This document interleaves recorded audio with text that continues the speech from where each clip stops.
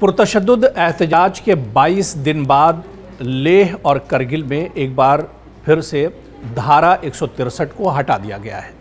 ज़िला मजिस्ट्रेट दफ्तर में रिवीजन बैठक में फैसला लिया गया और 24 सितंबर को हिंसा के बाद लगाए गए जो पाबंदी थी उसे हटा दिया गया है।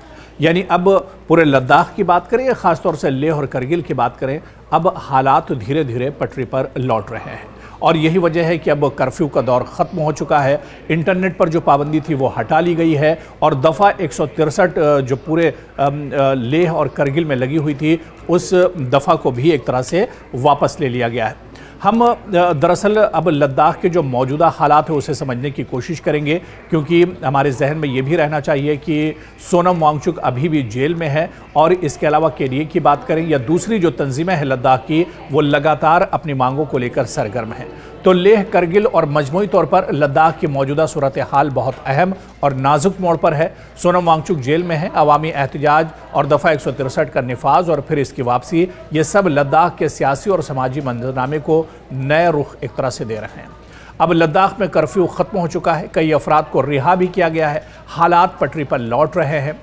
और आपको बताते चलें कि दरअसल इन तमाम चीज़ों को समझने के लिए आखिर लद्दाख में हालात क्यों ख़राब हुए, लेह में कर्फ्यू क्यों लगाना पड़ा, इन तमाम चीज़ों को समझने के लिए दरअसल लद्दाख में इसका पस मंज़र जो है उसे समझना होगा और लद्दाख में क्या कुछ हुआ था, लोगों की क्या डिमांड है, क्या मांग है, इसे भी समझना होगा। आपको याद होगा कि पिछले कई महीनों से लद्दाख खुसूसन लेह और करगिल में अवामी एहतजाज जारी था। अवाम का बुनियादी मकसद था कि लद्दाख को रियासती दर्जा दिया जाए।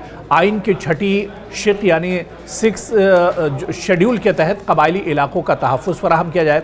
मकामी ज़मीन, रोज़गार और सकाफ़त के तहफ़्फ़ुज़ के लिए कानूनी इक़दामात किए जाएँ। इन मुज़ाहरों में माहौलियात के कारकुन सोनम वांगचुक भी पेश रहे थे और सोनम वांगचुक कई बार इस एहतजाज में शामिल रहे थे। और आपको बताते चलें कि ये एहतजाज दरअसल उस वक्त पुरअमन तरीके से, ये एहतजाज तो लद्दाख में कभी लेह, कभी करगिल और कभी लद्दाख के दूसरे हिस्सों में लगातार ये एहतजाज कई महीनों से चल रहा है, मगर सितंबर के आखिरी हफ्ते में अचानक हालात कशीदा हो गए। पुरतशद्दुद झड़पें हुई और 4 अफराद इसमें जाँ बहक हो गए और मुतअद्दिद ज़ख्मी हुए। हुकूमत ने फ़ौरन दफ़ा 144, 163 नाफिज की, यानी कर्फ्यू जैसी सूरत हाल हो गई। अवामी इज्तिमात पर पाबंदी लगा दी गई, इंटरनेट की बंदिश कर दी गई, इंटरनेट पूरे तौर से इलाके में बंद कर दिया गया, सिक्योरिटी फोर्सेस की भारी नफरी तैनात कर दी गई। और इस बीच आपको याद होगा कि सितंबर को 26 तारीख को सोनम वांगचुक को कौमी सलामती की दफ़ा यानी NSA के तहत गिरफ्तार कर लिया गया। उन पर इल्ज़ाम था कि वो आवाम को एहतजाज के लिए उकसा रहे हैं और अमन व अमान को ख़तरे में डालना है। 2 दिन बाद यानी उन्हें जोधपुर राजस्थान की जेल में मुंतकिल कर दिया गया, जहाँ आज भी वो जेल में है। लद्दाख से हज़ारों किलोमीटर दूर सोनम वांगचुक को जोधपुर के जेल में रखा गया है। और इस वक्त अगर मौजूदा सूरत हाल की बात करें तो अब कर्फ्यू ख़त्म हो चुका है, जो बंदिश थी, जो पाबंदियाँ थीं वो ख़त्म हो गई हैं और इसके अलावा इस तशद्दुद में जो पुरतशद्दुद एहतजाज हुआ था, इनमें जिन लोगों को गिरफ़्तार किया गया था, इनमें अक्सर की अब एक तरह से रिहाई हो गई है।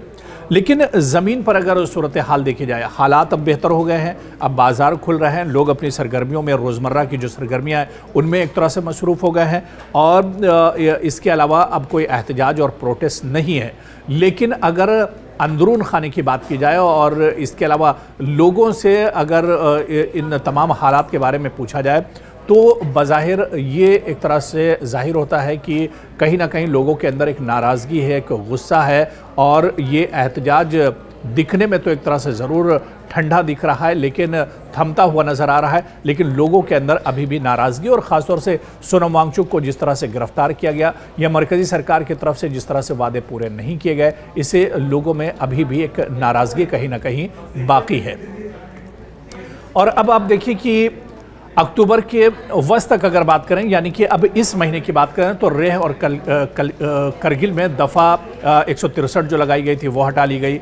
इंटरनेट जुज़वी तौर पर एक तरह से बहाल कर दिया गया। ज़्यादातर जो गिरफ्तारियां की गई थी उन अफराद को छोड़ दिया गया।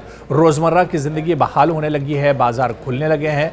ताहम सवाल ये भी है कि क्या लोग पूरे तौर से मान चुके हैं या लोगों में अभी भी लोग इसके डिमांड कर रहे हैं, क्योंकि पिछले दिनों जिस तरह से हमने देखा कि चाहे करगिल डेमोक्रेटिक अलायंस की बात करें या दूसरी जो तंजीमें उन्होंने प्रेस कॉन्फ्रेंस की थी और उसमें उन्होंने बताया था लोगों में एक नाराज़गी, उन्होंने कहा था कि वो अपनी डिमांड से पीछे हटने वाले नहीं है और वो लगातार अपनी कहीं ना कहीं इस मांग को उठाते रहेंगे। और सबसे पहले करगिल डेमोक्रेटिक अलायंस ने प्रेस कॉन्फ्रेंस में इसी बात को दोहराया था कि जब तक सोनम वांगचुक को रिहा नहीं किया जाता है जब तक वो अपनी मांगों पर एक तरह से अड़े रहेंगे। तो ज़ाहिरी तौर पर हालात पुरसुकून है, लेकिन ज़मीनी हकीकत दरअसल आप देखिए कि सोनम वांगचुक अब भी कैद में है, अभी जेल में है। उनकी अहलिया ने सुप्रीम कोर्ट में अर्जी दायर की है जिस पर आप देखिए कि 15 अक्टूबर को समाअत हुई थी और अगली समाअत अब आगे होगी। इंसानी हुकूक की तंजीमें उनकी गिरफ्तारी को गैर आइनी करार दे रही है, यानी अवामी बेचैनी कहीं ना कहीं बरकरार है। लद्दाख के शहरी मानते हैं कि उनके बुनियादी मुतालबात अभी तक नज़रअंदाज हो रहे हैं। रियासती दर्जा और छठी शिक का निफाज अभी भी एक गैर हलशुदा मसला है। इसके अलावा अवाम में ये एहसास भी गहरा हो रहा है कि मरकज़ी हुकूमत इनके साथ संजीदा नहीं है और रियासती ताकत के मुजाहरे ने अवामी एतमाद को मजरूह किया है। और इसके अलावा आप देखिए कि सोनम वांगचुक की गिरफ्तारी पर मुल्क भर से दानिश्वर, साबिक सरकारी अफसरान और तलबा लगातार आवाज़ बुलंद कर रहे हैं और यही वजह है कि इससे पहले सोनम वांगचुक के अहलिया ने सदर जमहूरिया को भी ख़त लिखा था। ख़ुद लद्दाख के LG को उन्होंने ख़त लिखा था और उनकी गिरफ्तारी के ख़िलाफ़ एक तरह से आवाज़ उठाई थी। यानी वांगचुक की कानूनी टीम ने उनकी रिहाई और जेल मुंतकली को कल अदम और बुनियादी हुकूक के बहाली के लिए दरख्वास्त दी है। और अब अगली समाअत में क्या कुछ होगा ये देखना भी बहुत अहम होगा, क्योंकि सोनम वांगचुक पर दरअसल NSA लगा है। हालांकि इसके ख़िलाफ़ भी आवाज़ उठाई गई और ये सवाल भी किया गया कि क्या उन पर NSA लगाना सही था, क्या वांगचुक को फौरी रिहा किया जाना चाहिए, ये सवाल भी उठता रहा है। अगर सुप्रीम कोर्ट वांगचुक के हक़ में फ़ैसला देती है, यानी आने वाले दिनों में अगर उस पर सुनवाई होती है, तो ये लद्दाख की अवामी तहरीक को नई तवानाई दरअसल दे सकता है। और अगर इन्हें कैद में रखा जाता है तो एहतजाज फिर से शिद्दत इख्तियार कर सकता है।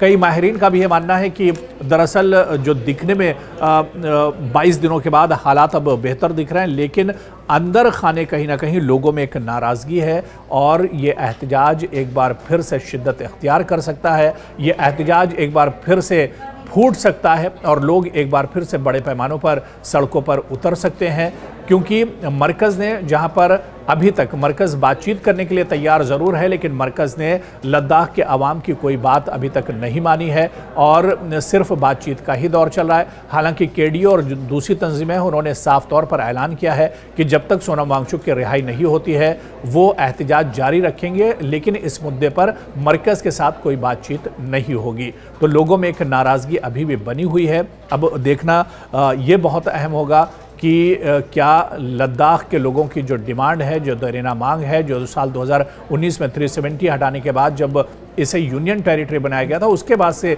जो मांगे लद्दाख के लोग कर रहे हैं, क्या इसे मरकज़ी हुकूमत मानती है या नहीं, ये भी देखना अहम होगा। और इसके अलावा सोनम वांगचुक को लेकर जो जोधपुर जेल में कैद हैं, उनको लेकर आने वाली तारीख में जब सुप्रीम कोर्ट में हेयरिंग होगी, सुनवाई होगी, तो सुप्रीम कोर्ट का रुख क्या कुछ रहता है।